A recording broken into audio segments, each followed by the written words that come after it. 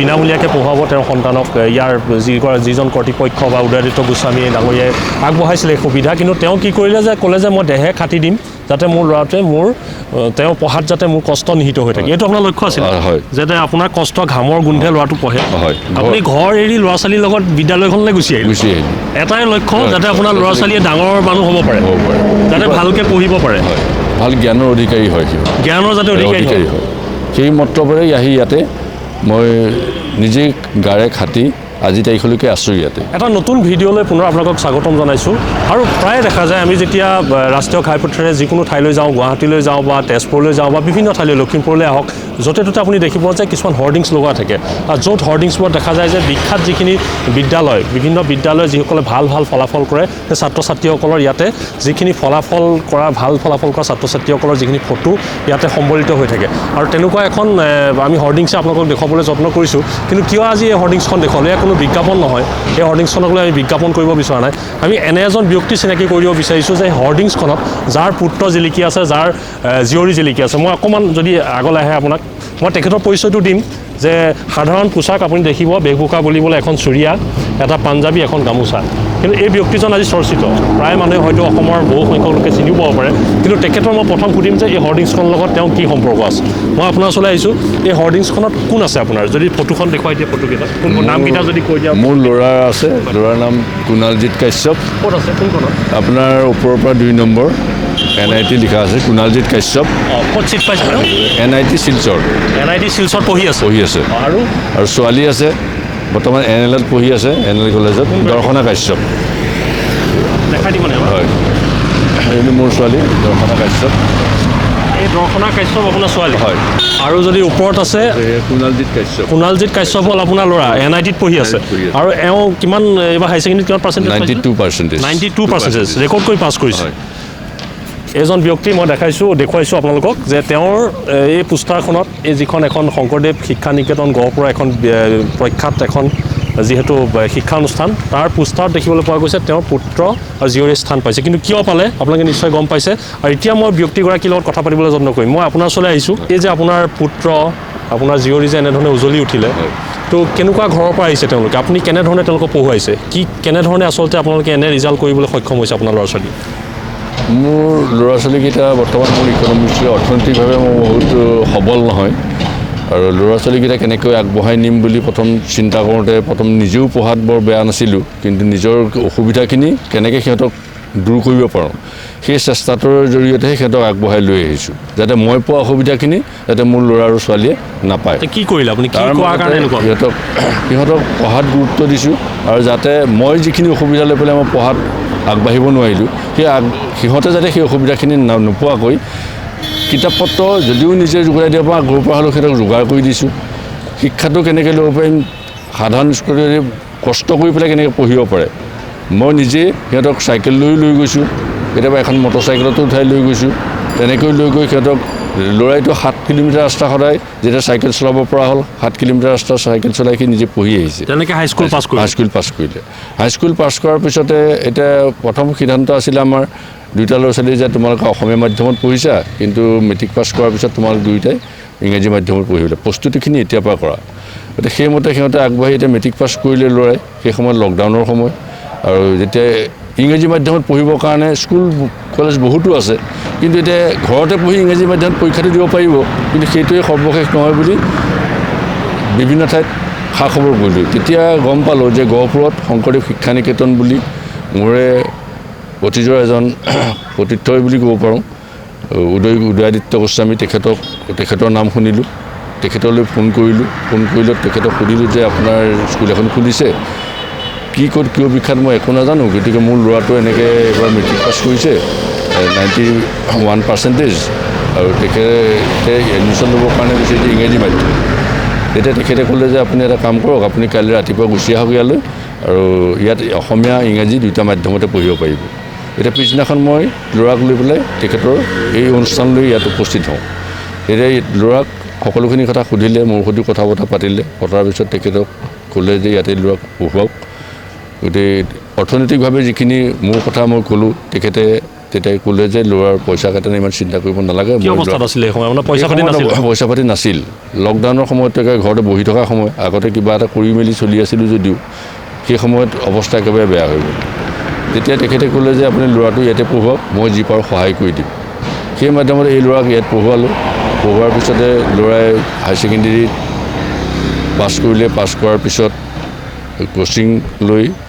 NITত মানে পঢ়িবৰ কাৰণে ছিট পালে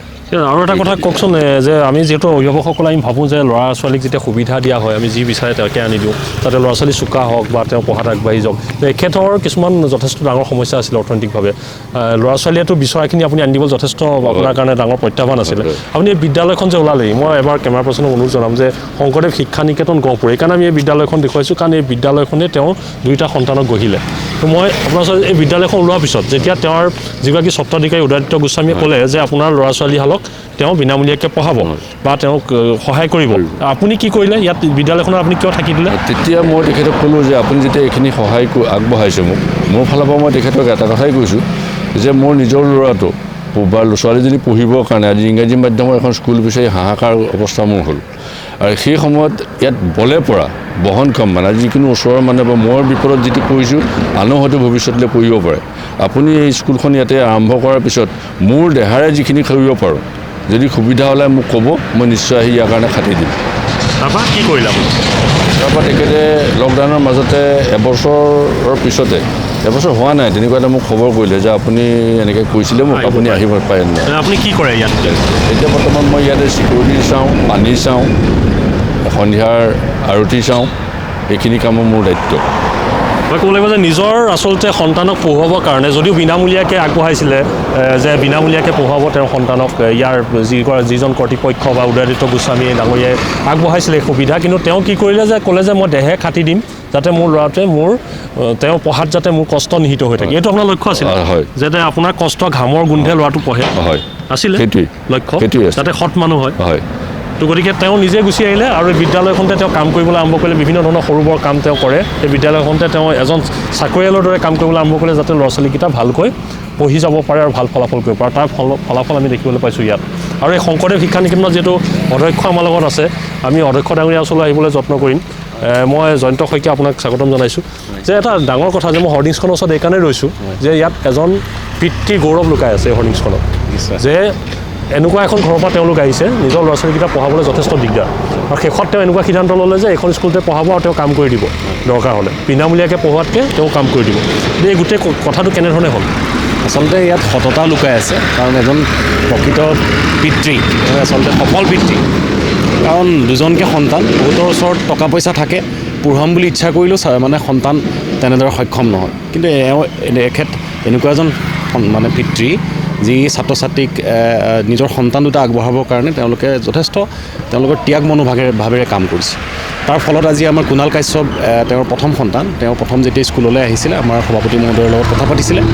কথা পতাৰ পাছত তেওঁলোকে এবছৰ আমি পঢ়োৱাৰ পাছত সেই সময়ত কুণাল কাশ্যপৰ ভণ্টি যি দৰ্শনা কাশ্যপ মেট্ৰিক দিবলগীয়া আছিল তেওঁ ক'লে যে মই এবছৰ আমাৰ ছোৱালীজনীৰ লগত মই লাগিব লাগিব গতিকে নেক্সট বছৰ ছোৱালীজনী লৈ ইয়ালৈকে আহিম গতিকে তেওঁ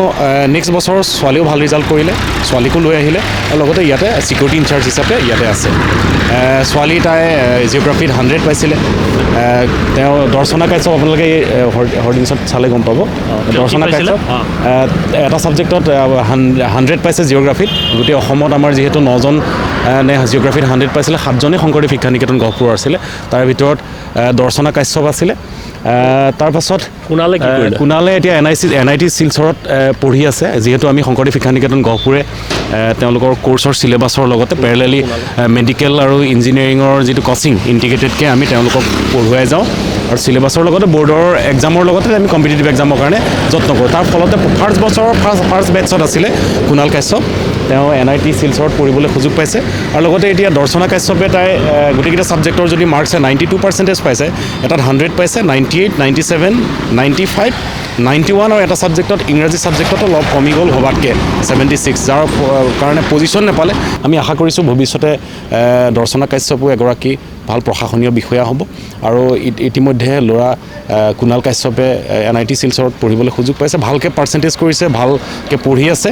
গতিকে আমি অভাৰঅল সকলো ছাত্ৰ ছাত্ৰীকে আমি শংকৰদেৱ শিক্ষা নিকেতন গহপুৰে আগবঢ়াই নিবৰ কাৰণে যত্ন কৰিছোঁ যাতে সমাজৰ সকলো স্তৰৰ ছাত্ৰ ছাত্ৰী আহি ইয়াত পঢ়ি তেওঁলোকে ভবা সপোনটো যাতে সফল হয় বাস্তৱত পৰিণত হয় তাৰ বাবে আমি চেষ্টা কৰিছোঁ শংকৰদেৱ শিক্ষা নিকেতন গহপুৰে সকলোৱে এক আদৰ্শ দাঙি ধৰিছে ধন্যবাদ জনাইছোঁ আৰু মই পুনৰ কৈছোঁ যে আচলতে শংকৰদেৱ শিক্ষা নিকেতনে যি ধৰণৰ পদক্ষেপ লৈছে স্বাভাৱিকতে এনেধৰণে যদি আৰ্থিকভাৱে পিছপৰা এজন লোকক এনেধৰণে যদি তেওঁলোকে আগুৱাই লৈ যাব পাৰে তেওঁৰ সন্তানক সকলোতকৈ ডাঙৰ এটা সাৰ্থকতা বিচাৰি পোৱা যায় মই ঘৰ আপোনাৰ ওচৰলৈ আহিছোঁ যে যেতিয়া আপুনি ইয়াত কাম কৰি থাকে আপোনাৰ ল'ৰা ছোৱালীয়ে ইয়াত পঢ়ি থাকে এখন বিদ্যালয়ত আপুনি তলত বিভিন্ন কামত ফুলত পানী দিয়া হওক চিকিউৰিটি হওক বিভিন্ন কাম আপুনি কৰি থাকে কি অনুভৱ হয় সেই মুহূৰ্তত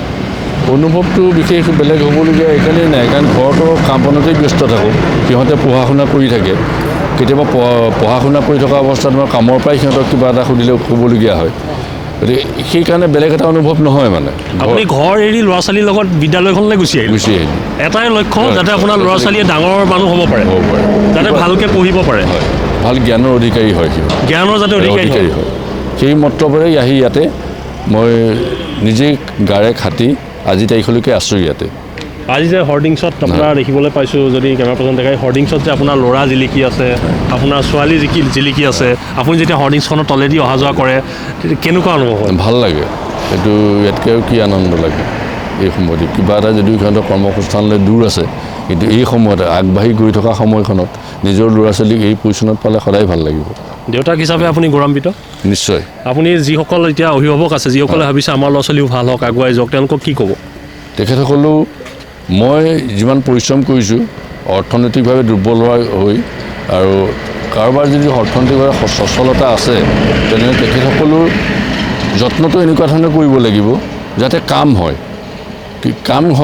নিজে নাজানিলেও আনৰ পৰামৰ্শ ল'ব লাগে ময়ো ঠিক তেনেকৈ যিটো নাজানো মই আনৰ পৰামৰ্শ লৈহে মই আগবাঢ়িছোঁ অভিভাৱকসকলে ল'ৰা ছোৱালীৰ প্ৰতি আগ্ৰহী হ'ব লাগে নিশ্চয় তেতিয়া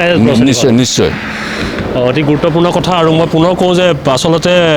ধনী দুখীয়া কথা নাই আচলতে অভিভাৱকৰ আগ্ৰহ লাগে পঢ়াৰ প্ৰতি আৰু সেই আগ্ৰহটো এখেতৰ আছিলে যে ল'ৰা ছোৱালী পঢ়িব ডাঙৰ মানুহ হ'ব সেইকাৰণে ল'ৰা ছোৱালী পঢ়া বিদ্যালয়খনতে তেওঁ চকীদাৰী কাম কৰিছিলে বিভিন্ন কাম কৰিছিলে যাতে নিজৰ ল'ৰা ছোৱালীকেইটা সুমানুহ হয় আৰু তাত তেওঁ ঘামৰ গুণ যাতে লুকাই থাকে তেওঁলোকক মানুহ বনোৱাত নিশ্চয়কৈ এটা ভাল খবৰ আপোনালোকক দাঙি ধৰিলোঁ আমি আশা কৰোঁ এনেধৰণে যদি প্ৰতিজন অভিভাৱকৰ কাৰণে মই আপোনাৰ পৰিচয়টো সম্পূৰ্ণ লোৱা নাই আপোনাৰ ঘৰ ক'ত কি নাম সকলো যদি মোৰ নাম অশোক শৰ্মা ঘৰ মোৰ লখিমপুৰ জিলাৰ বিহপুৰীয়া মৌজাৰ কেন্দুগুৰি গাঁও গতিকে অশোক শৰ্মাৰ দৰে আমাক অভিভাৱক লাগে অশোক শৰ্মাৰ দৰে মানুহ লাগে যিসকলে নিজৰ ছাত্ৰ ছাত্ৰীৰ মাজত নিজক বিলীন কৰি দিব পাৰে তেওঁলোকৰ ভৱিষ্যতৰ কাৰণে আৰু একোজন ভাল মানৱ সম্পদ গঢ়াত এজন ভাল অভিভাৱক হিচাপে তেওঁলোকে যাতে অনুপ্ৰেৰণা আগবঢ়াব পাৰে